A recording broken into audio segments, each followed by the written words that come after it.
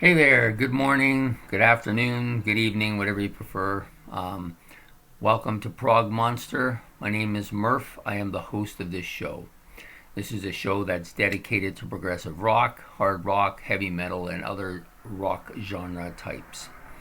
Anyways, today we're doing a look back at a classic rock album. And before I get started on that, I just want to announce that there'll be some changes to the format in which I'm doing things here. It won't be as random anymore. It's going to be more regulated. So starting on Monday, I will have a Monday night look back at classic rock albums. Pretty much what I'm doing now, but it'll be in a steady format. So every Monday you will get that. If you tune in, you will get that. And it'll probably be set to go at around 8 o'clock in the evening every Monday night. So if you like the look backs, that you'll find that there. There won't be as many look backs because of that, but they'll be steadier. Also on Wednesdays, I'm going to be doing a favorites collection. I'll call it Wednesday favorites if you prefer. Basically, it's just going to be top 10 lists, top blend musical lists, top 25 lists, ranking lists, anything that revolves listing stuff. So I'm going to do that on Wednesday nights. So you get something every Wednesday night. And that, of course, will be again around about 8 o'clock in the evening. Excuse me. So then again, the last one I'm going to be doing will be a Friday night. This is going to be called Friday Night, for lack of a better term, live. It'll be the live experiences that I've been doing all along as well in my live experiences videos. However, again, it'll be in a format released around 6 o'clock in the evenings, Friday nights, and will air every Friday.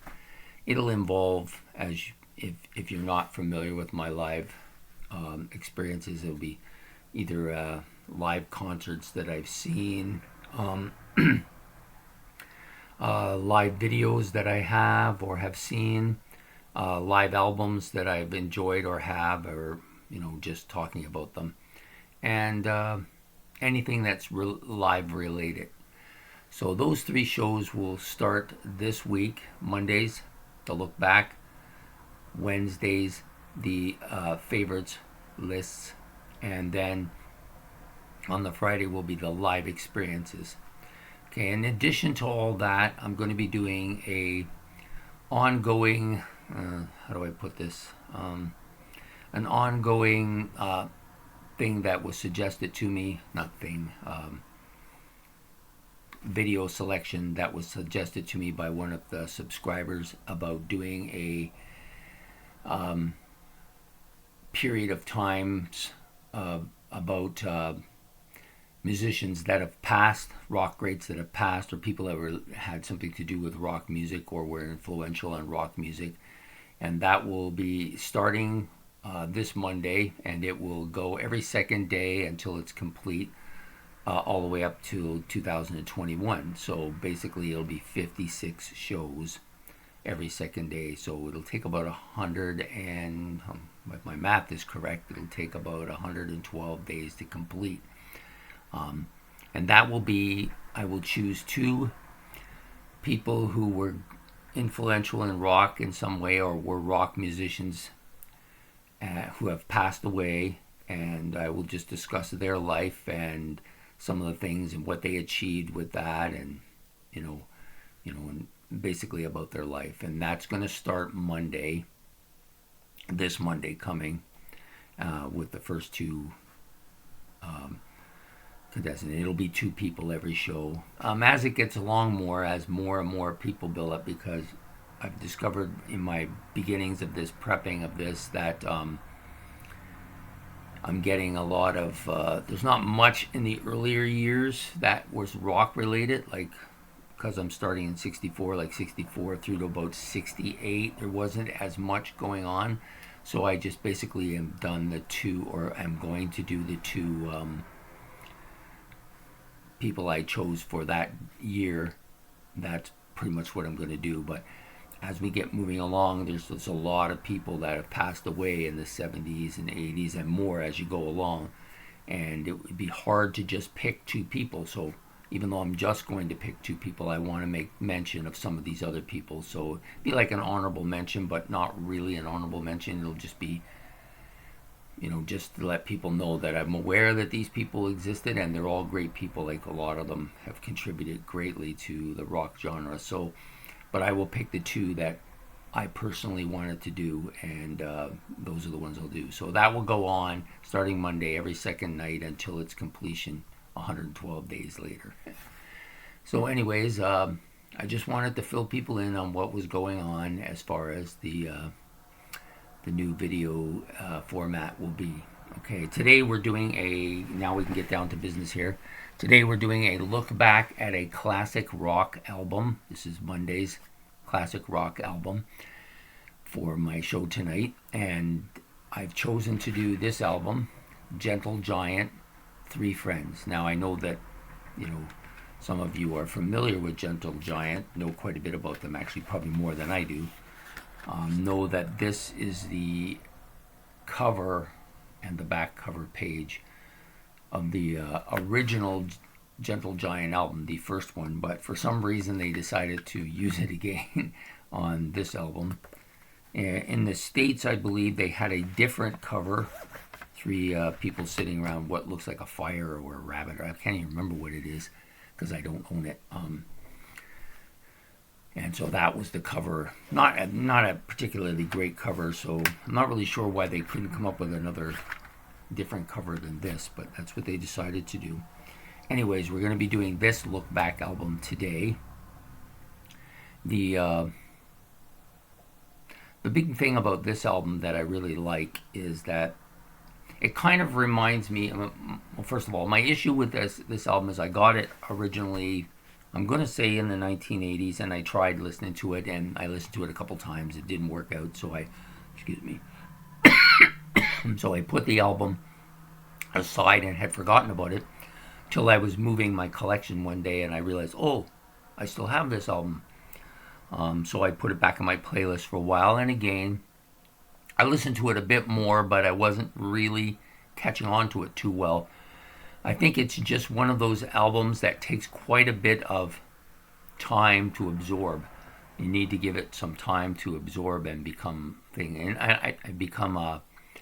something that you like. I've had this happen a couple times with other albums. One of those was Rush's Hemispheres. I didn't initially like that album. I think it's just very complex, and this album's the same way, complex. The other album that I was thinking of was Relayer by Yes, another complex album that I didn't absorb very well at the beginning. It may have been my youth, it may just have been that it was beyond my grasp, I'm not really sure. Anyways, with this album, it has that same kind of reflection, and I'm hoping it'll have the same kind of results as both the Relayer and the Hemispheres albums, which are now moved up and albums I enjoy quite a bit.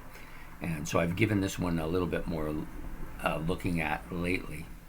So anyways, having said that, just wanted to explain my logic behind this album and how it's meant. So it's actually grown a bit more with me each time I've gotten back into it, and I've listened to it the most recent time with the way I've been looking at things lately, and I'm quite liking it quite a bit. I've put it back in my playlist again.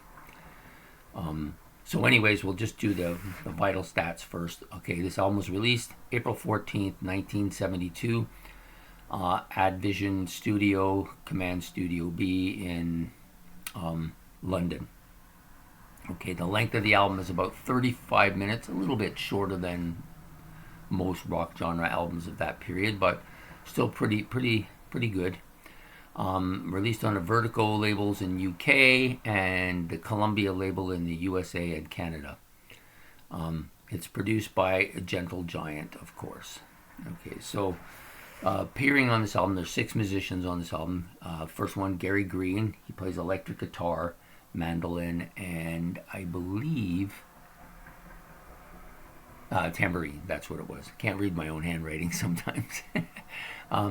The second musician, Kerry Minar, he's basically the keyboardist. I have a list of stuff he plays here, and it's fairly lengthy, so I'm not going to go into it all. Enough to say that almost all the keyboards on this album is played by him, fantastically too, I might say.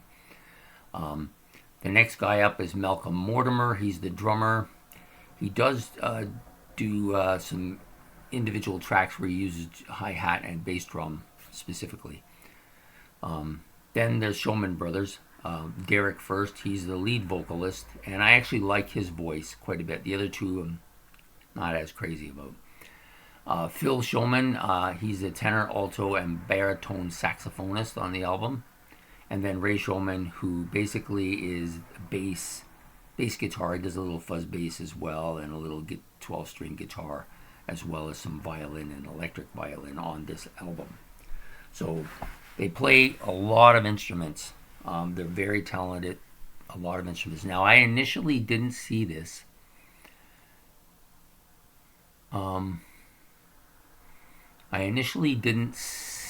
As being a reality with them. I thought, these guys are... My opinion of the album initially was that it was kind of weak. It didn't seem up to Yes or Genesis. And, Genesis was the reason I got it, because people suggest if you like Genesis, you'll like them. So I didn't see the musicianship here initially. And mind you, when I got this album, I was still fairly young, and I really didn't explore it too in depth. It was maybe a bit beyond my grasp at the time, but it's, like I said, it's steadily grown. What I can say about it is the musicianship. I've become much more aware of their musicianship over the last half dozen listenings to this. I've started to realize, wow, there's some really strong, especially keyboards and guitar bits on this album that I, for some reason, didn't notice before. I think it's because the overall sound is very... I've heard the word unaccessible. It could be a way of putting it. It's not commercial at all. Like, if you're looking for something commercial, this is not the route to go.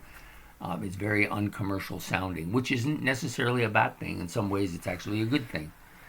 So, having given this album a little more listening to too, I think another thing that I had a problem with initially with this album was that I don't really like the sound of the vocals. There are a couple songs where the vocals are quite good, and I believe they're Derek's voice, and he's quite good. The other guys who do sing, and I think it's his brothers Phil and Ray that both sing as well on this album, I think their vocal range is not as strong. It seems kind of weak, like it's not really put forth.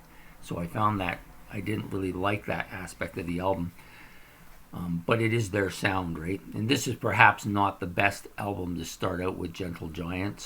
It's not as accessible as some of, there are some other releases that are a little more accessible than this one. But it's still a very good album. And it's, like I said, it's begun to grow on me. So I'm just going to do a little brief synopsis of the songs on this album and what I think of them. Prologue, which is the initial song, has a good guitar and organ, and I think it's probably the organ build-up here. Very well done, tastefully put together, leading up to some very good, very dominant keyboards here.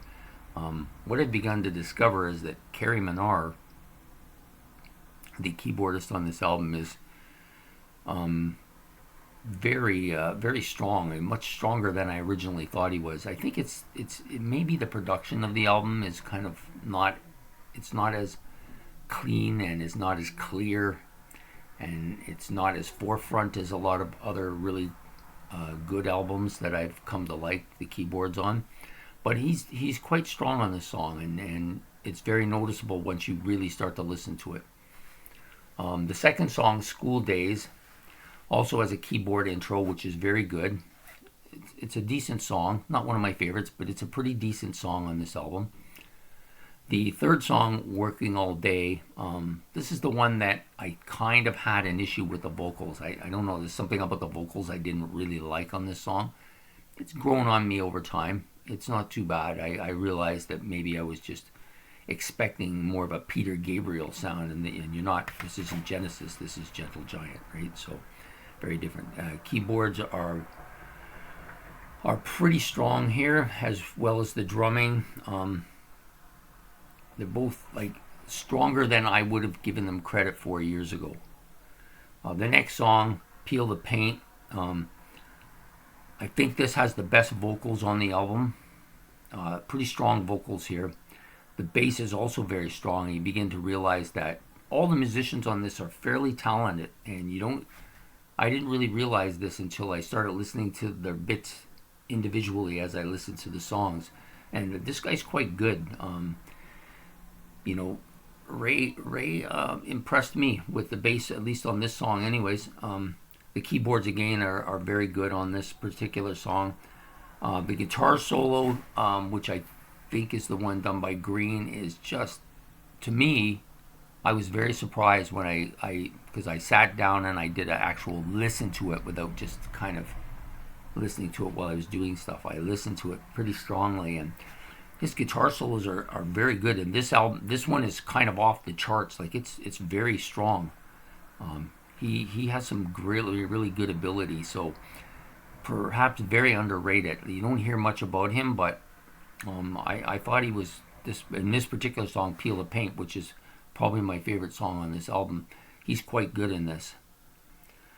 The next song, Mr. Class and Quality. Vocals are pretty decent on this song, not too bad.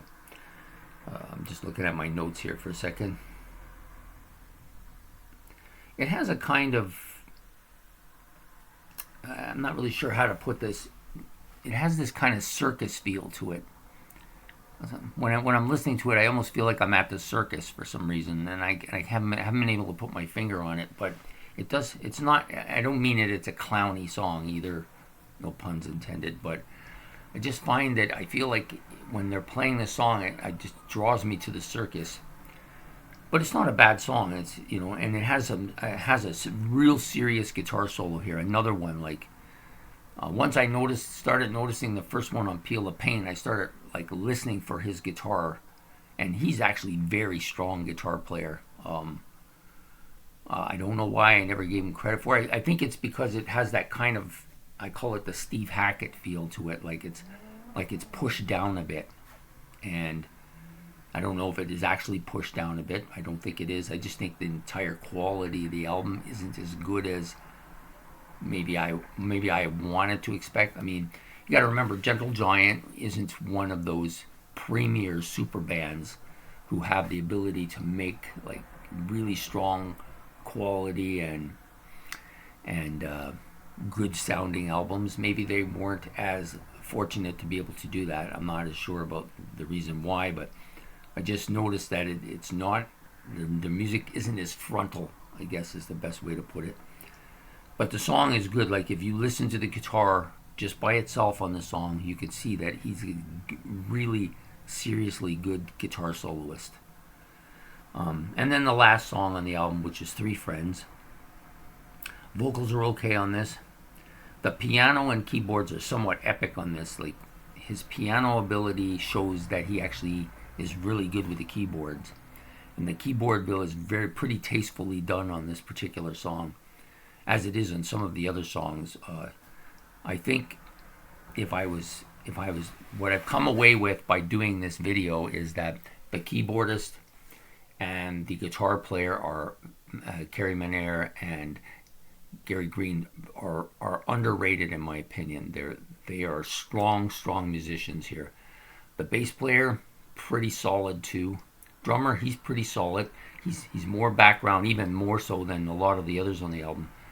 But I think he's pretty talented individual as well. The vocals have always been somewhat questionable by this group, as I've already stated earlier on. And even though I like them more, I'm beginning to separate who's singing what and singing, it doesn't really say who sings what on the album. I could look it up and stuff, but I kind of like to get my own feel and my own hearing for the vocals. I don't want to know who's doing it and then get a kind of a prejudice against maybe one or two people. I like to listen to the song and decide if I like the vocals, irregardless of who's actually singing the song. But I really feel like there's one or two songs that the vocals are pretty good on, and it could be the same person, and I'm thinking it's probably Derek. But the other songs, I still haven't warmed up entirely to the vocal performance on it. So overall, with the album, I think it's a pretty solid album, And each time I play it, I'm getting a little bit more into it. I'm starting to like it a little bit more than I was. And it's made me want to explore the rest of their catalog, which, is probably way overdue because I've had this album since '88 and I've known about their catalog and most of the albums on their catalog. And I've just not pursued it because other things, come up. Like a couple times I've picked up albums in their catalog and decided, what, I'd rather spend my money on this, so I'd spend it on something other than them. But I think I'm going to give them a bit of more of a fair shake. I think they're a band that's pretty underrated, pretty off the charts as far as abilities go, and maybe because they're not as commercial as some groups, they don't really get the recognition that they perhaps receive. Plus, other than that, too, they kind of went their separate ways after the 70s and the early 80s and didn't really get back together for a long time. So they've kind of been in the shadows, but a very good progressive rock band, I think, and I'm looking forward to listening to more of their stuff on some of their other albums. This album, though, was my first because it was the one recommended as being their best album. It's a pretty solid album, but just takes a bit of time to get into. So if you decide to give it, don't just listen to it once or twice and then say, I don't like that. I've had people say this about some other albums recently, and I said, if you're going to listen to progressive rock, you have to be prepared to give it time to be absorbed by you. Because, as we know, most of the really great progressive rock albums are not the easiest to listen to initially. I spent 40 years with the King Crimson's Court of the Crimson King and just never really got into it because I wouldn't give it the time it needed. And now it's one of my favorite albums. At least in the last couple of years, it's become one of my favorite albums. So, you just got to give these things time if you want the rewards. So there you have it. Gentle Giant's Three Friends album is the review today. If you like this, please like in the comments and make a comment in the comments below and subscribe. I enjoy doing this, and I hope you've enjoyed this review. And you have a great day. Look forward to seeing you in my other videos coming up. Prog Monster out. Have a good day.